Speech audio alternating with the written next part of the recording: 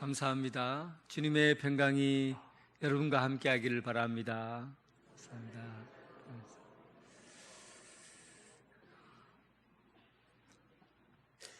어제쯤 말씀 준비하다가 말씀이 잘 떠오르지 않고 해서 저 농길을 한번 가봤어요. 그런데 평소에 보지 않았던 게 눈에 들어오는데 깜짝 놀랐습니다. 원래 여러분 논둑에는 깨끗하게 정리가 되어 있고 논둑에 뭔가 풀이 자라거나 다른 것들이 자라지 않아요. 왜냐하면 논둑은 길의 의미도 있고 아이들이 뛰어다니고 하는 그 길의 의미도 있고 또 모를 심을 때 그 논둑 위로 걸어 다니면서 모를 전달해주고 뭐 이런 경계선의 의미도 있고 또 논둑은 댐처럼 물을 모았다가 물을 보내고 뭐 이런 역할을 하기 때문에 아주 다양한 기능으로 사용됩니다. 그래서 논둑에다가 뭔가를 키우지는 않아요. 그런데 저는 깜짝 놀랐어요. 꽃이 피었는 거예요. 논둑에다 꽃을 본인이 심어놨지는 않았겠지만 씨가 날아가서 자랐을 거예요. 근데 흔히 보는 시골에서 흔히 보는 꽃이에요. 평상시에는 저는 그 꽃을 꽃이라 취급하지도 않고 얼굴 한번 봐주지 않았어요. 그런데 세상에 논둑에 꽃이 피어 있어요. 얼마나 제가 감동을 받았는지 그만 다리를 딱 멈추고는 그 자리에 서서 그 꽃을 보다가 여러분들에게 보여주고 싶어서 사진을 찍어 왔어요. 한번 보여주세요. 예, 신기하지요? 논둑에다가 그 꽃이 피어 있어요. 지금 먼 데서 보니까 꽃이 어떤 것이 몰라요. 가까이서 보면 저렇게 생긴 꽃이요. 눈이 소복하게 내린 꽃인데 이름을 몰라요. 왜냐하면 저는 관심이 없었어요. 저게 시골에 아무 때나 막 피어 있거든요. 그래서 그냥 저거는 꽃이라 생각하지 않고 그냥 내 눈에는 제가 별로 좋아한다, 좋아하지 않는다 할 것 없이 관심이 없던 꽃이에요. 그런데, 이야, 이게 세상에 논길에다가 어떻게 꽃을 심어 놓나 하고는 핀 꽃을 보고는 제가 깜짝 놀라고 내 시야가, 내 눈이 탁 멈춰버린 거예요. 눈에 띄는 꽃이 되어버렸어요. 그러면서 제가 저 꽃을 내 마음에 두게 된 겁니다. 야, 세상에 이름 없는 무명초, 이름 없는 꽃들이 나에게 관심을 받게 된 거예요. 그런데 여러분, 저 이름 없는 꽃도 사람에게 관심을 받는다는 게 이렇게 중요한데, 그런데 하나님이 이름 없는 어떤 한 사람에게 정말 저 무명초 같은 이에게 관심을 가지고 있어요. 그것도 특별히 그를 소중하게 여기고 눈여겨보고 있다는 거예요. 하나님 눈에 탁 들어온 거예요. 어떻게 저런 사람이 있을 수 있을까? 이 많은 사람들 중에, 이 많은 꽃들 중에 어떻게 하나님이 기억하는, 하나님이 탁 멈추어서 보는 사람이 있을까? 여러분 궁금하지 않습니까? 그런 사람이 되고 싶지 않아요? 하나님이 탁 내 눈에 들어온다. 저 집사님, 저 하나님이 눈에 탁 들어오네. 저 장로님 하나님 눈에 탁 들어와. 딱 멈추어진 거예요. 하나님이 멈추어서 관심 있게 본 거예요. 오늘 본문의 말씀이 벌씀에 나오는 이 사람이 바로 하나님 눈에 들어온 사람입니다. 오늘 본문은 역대상 1장부터 해서 지금까지 족보에 대한 이야기로 기록되어 있습니다.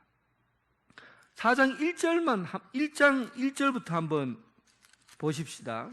전부 다 읽어볼까요? 한번 읽어보면 기가 막힙니다. 얼마나 재미가 있는지. 1장 1절부터 4절까지 이 긴 장 한번 읽어볼게요. 1장 1절부터 4절까지 같이 읽습니다. 시작. 아담, 셋, 에노스, 게난, 마할랄렛, 야렛, 에노, 무두셀라, 라멕, 노아, 셈, 함, 야벳은 조상들이라. 재밌습니까? 이렇게 계속 읽어야 돼요. 계속. 아마 여러분 계속 읽으려고 4장까지 계속 읽었다고 하면 여기 있는 사람 거의 다 나갔을 겁니다. 성경 읽다가 역대상 말씀에 딱 부딪히면 마치 에베레스트 산 넘는 것처럼 힘이 들어요. 이걸 다 읽어야 되나? 그냥 대충 넘어가면 안 되나?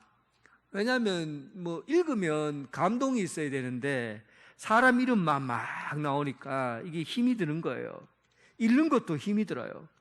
4장 넘어가도 유다의 자손에 관한 내용인데 뭐 아우메, 라핫, 이빠스, 그돌, 분우엘, 아스훌, 헤벨, 아눕, 소베바. 은혜가 됩니까? 아눕, 은혜가 돼요? 읽으면 이게 은혜가 되질 않아요. 그런데 여러분 딱 읽는 중에 갑자기 눈이 둥그레집니다. 9절부터 사람 이름하고 그에 대한 내용이 적혀져 있는 거예요. 세상에 하나님이 사람 이름을 막 올리다가 갑자기 멈추신 거예요.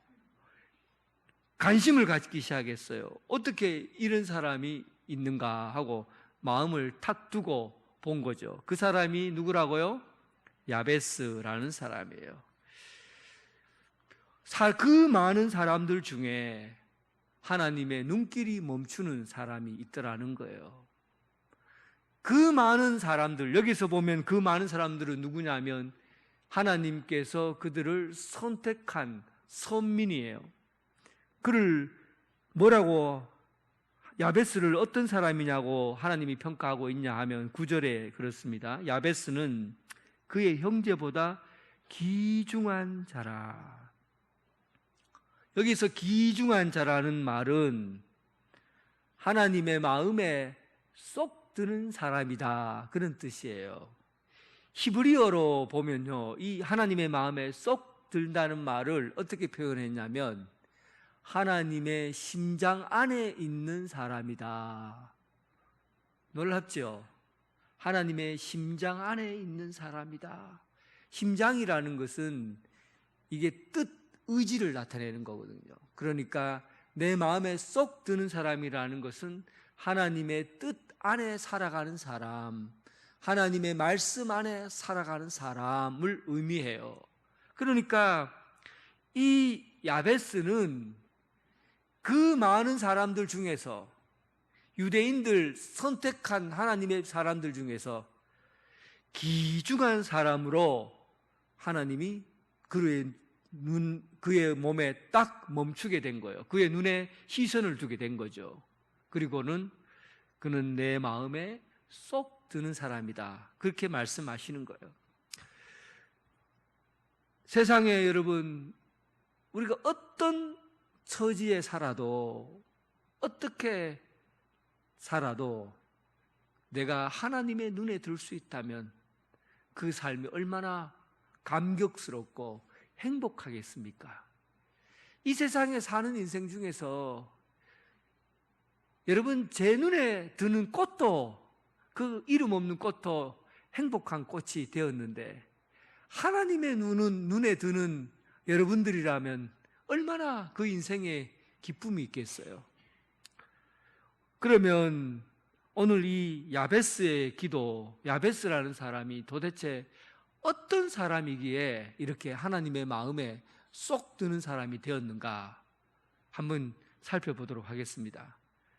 사실은 여러분, 이 본문은 야베스의 기도라는 제목으로 널리 알려져 있어요.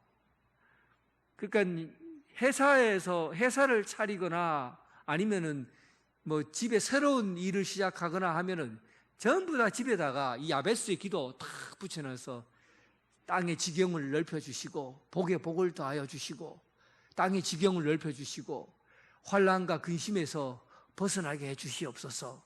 그리고는 그 기도 제목을 온 데다가 다 붙여놔요. 부적처럼 다 붙여놓고 마치 부자가 될 수 있을 그런 것처럼 그렇게 붙여놔요. 그리고 야베스 기도는 사실은 사업하는 사람들에게 아주 유명한 성경 구절입니다. 대체로 여러분 이 야베스의 기도를 공부하고 말씀을 듣는 사람들의 입장은 어떤 입장이냐면, 나도 야베스처럼 복 받는 사람이 돼야 되겠다, 복을 많이 받아야 되겠다라는 데 관심이 있어요. 여러분들도 예외가 아닐 거예요. 야베스의 기도를 알려고 하는 사람들은 대부분 다 복을 받으려고 하는데 초점이 맞추어져 있습니다. 그런데 여러분, 이 본문은 거기에 초점 맞추면 안 돼요. 오늘 이 본문은 하나님의 눈에 띄는 사람 야베스예요. 결과적으로는 이 이야기는 하나님께서 어떻게 이 족보에다가 사람 이름 하나하나 한 칸 차지하는 족보에다가 어떻게 2줄가량 되는 내용의 글을 채워 넣었을까? 도대체 이 이유가 어디 있는가를 찾아야 돼요. 그 이유가 뭡니까?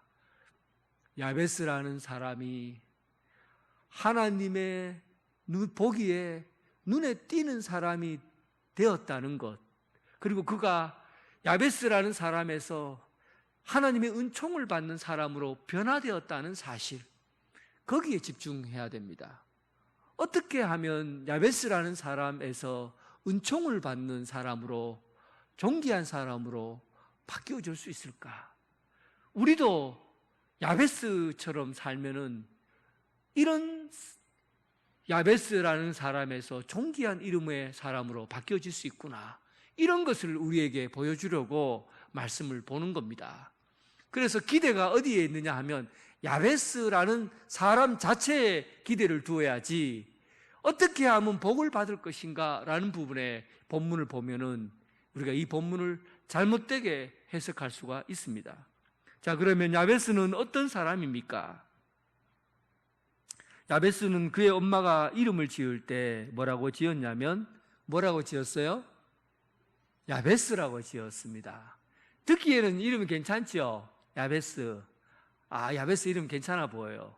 그런데 이 뜻을 히브리어로 고쳐보면 굉장히 심각한 이름이에요. 이 사람은 고통이다, 고생이다, 이런 뜻을 가지고 있어요. 사람 이름에게 고통이다, 고생이다, 이런 이름 지으면은 이 사람이 살면서 얼마나 평생에 마음이 원통하고 화가 나겠어요. 자기 자신에게 그런 이름을 짓는다고 한다면. 유대인들은 사람 이름 짓는데 굉장히 신중합니다. 왜냐하면 그의 이름에는 그의 미래가 달려있다고 보거든요. 아담이 동물들의 이름, 자연의 이름을 다 지었잖아요. 이름을 짓는 즉시 그것이 되었어요. 그러니까 이름은 그것이 된다는 의미가 있습니다. 그래서 유대인들은 이름을 지을 때 굉장히 신중하게 지어요. 왜냐하면 그 사람이 이름을 지으면 그 사람이 되니까. 이름을 지을 때 그러면 그렇게 된다고 하면 복된 이름을 짓겠습니까? 저주받은 이름을 짓겠습니까? 여러분들이 어머니라면, 부모라면 어떤 이름을 지을까요? 복된 이름을 지을까요? 저주받는 이름을 지을까요? 자식에게 복된 이름을 지어야 될 거 아니에요. 그런데 여러분, 오늘 이 이름을 지을 때 복된 이름을 짓지 않고 저주받는 이름을 지었어요. 엘리의 아들, 엘리 제사장 사사기 시대 때 엘리의 아들이 비느하스라는 아들이 있습니다. 그의 아들이 전쟁터에 나가서 언약궤를 빼앗겨버리고 죽게 되죠. 이 소식을 들었던 그 비느하스의 아내가, 그가 해산날이 가까웠는데 이 소식을 듣자마자 아이를 낳게 돼요. 막 배를 움켜쥐면서 고통스럽게 아이를 낳습니다. 그리고는 아이에게 이름을 짓는데 뭐라고 짓느냐 하면 이가봇 이렇게 이름을 지어요. 이가봇이라는 것은 하나님의 영광이 떠났다라는 겁니다. 하나님의 영광이 떠났다는 것은 저주를 받는 그런 이름이죠. 하나님의 영광이 떠났다. 실제로 그의 이름대로 그의 아들의 삶이 살게 되는 거예요. 그러니까 사람의 이름을 지을 때 이렇게 복을 받은 이름으로 지어야지 저주받는 이름을 지으면 그 인생이 결론적으로 그렇게 되어진다는 그런 믿음을 그들은 가지고 있었어요. 그런데 이 아들의 이름을 야베스라고 지은 겁니다. 야베스의 이름은 고통이요, 불행이요, 고생이라는 뜻을 가지고 있어요. 그가 태어나자마자 너는 내 인생의 실패작이야. 너는 너로 인해서 나는 고통을 받고 있어. 너 때문에 나는 고생하고 살아야 돼. 참 이런 운명을 타고 산다는 것, 이 인생이 어떻겠습니까? 중세시대에도 사실은 이 운명이나 이런 것에 의해서 모든 것이 다 결정이 되었어요. 지금부터 옛날 과거로 돌아가면 돌아갈수록 운명이라는 것을 굉장히 중요하게 여겨요. 그들은 태어나서 아버지에 의해서 모든 것이 다 결정이 됩니다. 아버지가 농부이면 그 아들은 무조건 농부가 돼야 돼요. 아버지가 양을 치는 목동이면 그 아들도 목동으로 일을 해야 돼요. 아버지가 성 안의 주인이면 성주면 그의 아들은 그냥 공부를 못해도 먹고 살 길이 없어도 그는 아버지 때문에 성주의 아들로 성주가 되어 살아가는 거죠. 아버지가 왕이면 그의 아들은 왕이에요.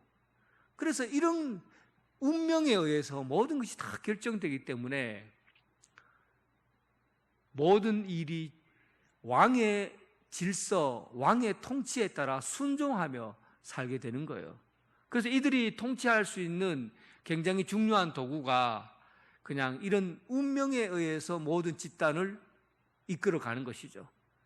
그러니까 이때 당시에 구약시대에 우리가 내 아이를 태어났는데 그 아이가 야베스라는 이름으로 그 부모가 불렀다고요.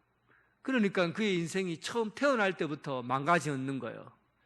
태어나면서 응애하고 울면서부터 그의 인생이 망가지기 시작한 겁니다. 이런 인생을 살아가야 되는 이곳에 그의 삶이 바뀌어진 거죠. 오늘 성경에서는 바로 이 점에 주목하고 있습니다. 역대상 말씀의 모든 말씀들이 다 사람 이름 한 자 한 칸 한 칸 채우는데 급급했는데 오늘 4장 9절에서 10절에는 이 야베스의 이름으로 가득 채우고 있다는 겁니다. 그의 삶의 내용으로 채우고 있어요. 그것은 바로 야베스가 저주받는 사람, 고통스러운 자, 고생하는 사람이라는 그의 이름이 이제 하나님의 은총을 받는 사람으로 불려지게 되고 존귀한 자로 불려지기 때문에 그의 인생을 이렇게 바꾸어 놓은 이 놀라운 사건을 하나님께서 기록에 남겨둔 것입니다. 그러니까 여러분, 하나님이 주목하는 사람은 여러분들의 삶이 고통스럽고 삶이 고생스럽고 여러분 인생이 망가지는 것 같아도 하나님의 사랑을 받으면, 하나님의 눈길이 멈추면 여러분들의 인생은 새로운 변화된 삶을 살 수 있다는 겁니다. 이런 놀라운 일들이 오늘 우리에게 주어져 있습니다. 야베스가 어떻게 기도하느냐, 그 기도의 내용을 한번 살펴봅시다. 여러분, 우리는 야베스의 기도에 관심이 있어요. 야베스는 축복받은 사람이니까 야베스가 어떤 기도를 했는지 아마 관심이 있을 겁니다. 야베스가 기도합니다. 야베스가 아뢰되 10절이에요. 야베스가 이스라엘 하나님께 아뢰어 이르되 주께서 내게 복을 주시거든, 이렇게 기도하고 있어요. 야베스가 이스라엘 하나님께 아뢰어 이르되, 여기서 아뢰다는 말을 그냥 들으니까 그렇게 크게 와닿질 않아요. 그런데 우리나라 말은 이 해석을 하면 감정까지 전해지기가 상당히 어려워요. 그런데 히브리어는 그 단어의 감정을 알 수가 있어요. 오늘 이 단어는 카라라는 단어를 씁니다. 카라. 목이 끓는 소리, 그리고 이 뭔가 깊은 마음 속에서 끌어올라오는 그런 마음의 소리, 이걸 카라라고 그래요. 부르짖는다는 거죠. 하나님 앞에 부르짖었다는 거예요. 오늘날 여러분, 우리가 하나님 앞에 기도할 때 참 간절함을 잘 못 보는 것 같아요. 간절한 기도를 우리가 사는 이곳에 잘 못 들어요, 요즘은. 왜냐 하니까, 그래도 여러분, 우리는 사는 게 형편이 괜찮거든요. 그래도 먹고 살고 하는데 어려움이 없고 먹는데 힘든 일이 없으니까 이렇게 갈망을 가진 기도를 하질 않아요. 간절한 기도를 하나님께 아뢰는 걸 못 봐요. 근데 하나님께서 야베스의 기도를 들으셨는데 어떤 기도를 들으셨냐 하면, 간절히 기도하는 이 마음속 깊은 곳에서 끓어오르는 그런 기도, 이 바닥에서 울려나는 그런 기도를 하나님이 들으신다는 거예요. 어떻게 기도하는 겁니까? 막 속에서 우러나오는 아버지, 주님, 아버지 하고 막 속에서 그 깊은 바닥에서 울려나오는 그 기도 있잖아요.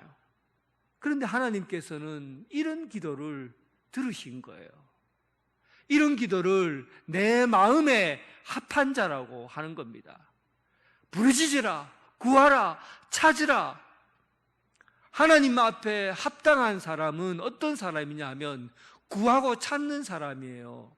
내 마음속에 있는 그 깊은 그 고통 속에 있는 그 마음의 바닥에서 울려나오는, 하나님 앞에 올려드리는 그 기도를 드릴 수 있는 사람, 이런 사람의 기도를 하나님이 들으시는 거예요. 이런 사람의 기도를 하나님께서 마음이 합한 사람이다, 내 마음에 드는 사람이라고 그런 겁니다. 가장 하나님 앞에 솔직할 수 있는 사람을 의미해요. 여러분 어떻게 기도합니까? 저는 여러분들이 좀 하나님 앞에 너무 건성건성 기도하지 않나, 대충대충 건성건성 그렇게 하나님 앞에 아뢰지 않나, 그렇게 생각을 해요. 그렇지 않을 거지만 그렇게 생각을 해요. 간절함이 없어요. 간절함이 없어요. 내 마음 깊은 바닥 속에서 울려나오는 그 마음의 소리로 하나님 앞에 드려야 되는데, 우리는 기도를 너무 건성건성해요. 해야 되니까. 하나님이 멈추어 주는 그 시간을 생각해 보세요. 논두렁에 있는 그 꽃 하나에 시선이 가요. 탁 드러나니까. 논두렁에 꽃이 피어서는 안 되는데 꽃이 피니까 드러나요. 건성건성 대충대충 시간을 때우고 하는 그런 곳에서 어떻게 하나님의 시선이 멈추겠어요? 마음속 깊은 바닥에서 울려나오는 하나님을 향한 간절한 마음, 목말라 물 한 모금 먹고 싶어서 물을 찾는 그 마음, 사막에서 내리치는 떼양볕에 그늘 하나 찾고 싶어서 나무 밑으로 기어 들어가야 하는 그 마음, 그 간절한 마음을 하나님 앞에 아뢰일 때 하나님께서 그 기도를 들으시는 거예요. 너는 내 마음에 합한 사람이다. 사랑하는 성도 여러분, 마음바닥 깊은 속에서 있는 그 마음의 이야기를 하나님 앞에 내어놓으시기 바랍니다. 진짜 마음, 그 마음을 하나님 앞에 드리고 하나님께서 그 기도를 들으시고 응답해 주십니다. 야베스가 기도했어요. 어떤 기도를 했습니까? 한번 기도의 내용을 보세요. 하나님, 제게 돈 많이 벌게 해주시고 우리 땅을 10,000원에 샀는데 1억 되게 해주시고, 하나님 뭐든지 다 잘 되게 해주세요. 이런 기도를 하나님이 들으시고 내가 그 기도를 들었다 하는가? 여러분, 야베스가 어떤 기도를 드리고 있습니까? 야베스의 기도가 이렇습니다. 나의 지역을 넓히시고 주의 손으로 나를 도우사 나로 환난을 벗어나 내게 근심이 없게 하옵소서. 여기서 내게 환난에서 벗어나, 이 부분을 중심적으로 봐야 돼요. 여기서 환난이라는 말은 오츠오라는 히브리어를 사용하고 있어요. 이 오츠오라는 말과 야베스라는 이름과 동일한 얘기입니다. 똑같은 말이에요. 그러니까 야베스의 본래 자신의 모습을 하나님 앞에 내어놓는 기도예요. 그러니까 이런 기도죠. 하나님, 나는 고통의 아이입니다. 나는 지지리로 못난 사람입니다. 나는 버려진 아이입니다. 내 운명은 남에게 버려진 사람이요, 못난 사람이요, 해도 잘 안 되는 그런 운명을 타고난 고통의 사람입니다. 이 고통의 사람에서 벗어나게 해 주십시오. 자유하게 해 주십시오. 하나님 앞에 그 마음속에 한이 맺혀 있는 내 운명적으로 태어난 이 모습을 하나님께서 깨부셔 달라는 거예요. 여러분, 우리가 운명적으로 태어난 우리 인생을 이렇게 살면은 망할 수밖에 없고, 이렇게 살면은 안 될 수밖에 없고, 이렇게 살면 답답해서 죽을 수밖에 없는 이 삶의 모습을 하나님, 내 이 모습을 부셔주십시오. 깨부셔 주십시오. 자유하게 해주십시오. 하나님의 사람으로 다시 태어나게 해달라고, 환난에서 벗어나 근심이 없게 해달라고 그렇게 기도한 겁니다. 그리고 그의 인생에 내 삶의 지평을 넓혀주십시오. 내 삶의 지평은 어떤 겁니까? 이제 내가 야베스라는 사람으로 꼭 갇혀서 살았는데, 통에 갇힌 사람처럼, 감옥에 갇힌 사람처럼 이렇게 나만 알고 나를 위해서만, 내 중심적으로만 살아왔는데, 이제 내 삶의 지평을 넓혀주십시오.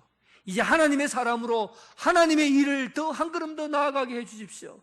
한 걸음 한 걸음 내디딜 때마다 나의 가슴에 내 삶의 모습의 발걸음이 아니라 하나님 나라의 발걸음을 내딛도록 삶의 지평을 넓혀주십시오. 한 걸음 한 걸음 한 걸음 하나님 나라를 확장시켜 나가는 그 일에 나를 써주십시오. 내가 발걸음을 내디딜 때마다 내 자신을 위해서, 내 목숨을 위해서, 야베스 고통의 사람을 위해서 사는 것이 아니라 이제 하나님의 일을 위해서 더 넓은 발걸음을 내딛게 해다 주십시오. 여러분, 이 기도가 여러분들의 기도가 되길 바랍니다. 내 삶의 지평을 넓혀주시고 야베스라는 그 고통에서 벗어나 하나님의 일들을 더 넓혀가는 그런 사역자, 그런 삶의 일들을 감당하는 주님의 종으로서의 사역, 여러분들의 야베스의 기도가 여러분들의 기도가 되길 주님의 이름으로 축원합니다. 하나님 아버지, 우리는 고통의 자녀로 고난받는 사람으로 태어났습니다. 그러나 하나님께서 예수 그리스도를 통해서 우리에게 새 이름을 주시고 하나님의 자녀로, 은총의 자녀로, 축복의 자녀로 우리를 불러주셨습니다. 이제 이 작은 가슴에서 벗어나서 하나님 나라 그 일을 기대하며 꿈꾸며 그 일들을 감당해 가게 하여 주옵소서. 예수님 이름으로 기도드립니다. 아멘.